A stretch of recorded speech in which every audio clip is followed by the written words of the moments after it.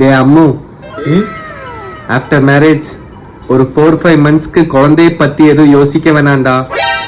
என்னடி சொல்ற? ஃபர்ஸ்ட் நம்ம 2 பேரும் சேர்ந்து வாழ்க்கையில முன்னேறணும்டா அம்மு. யாரெல்லாம் நம்ம லவ்க்கு அகைன்ஸ்டா இருந்து இவங்கெல்லாம் உருப்பட மாட்டாங்க, நாசமா போயிடுவாங்கன்னு நினைக்கிறாங்களோ அவங்க முன்னாடி எல்லாம் நல்லா வாழ்ந்து காமிக்கணும் அம்மு.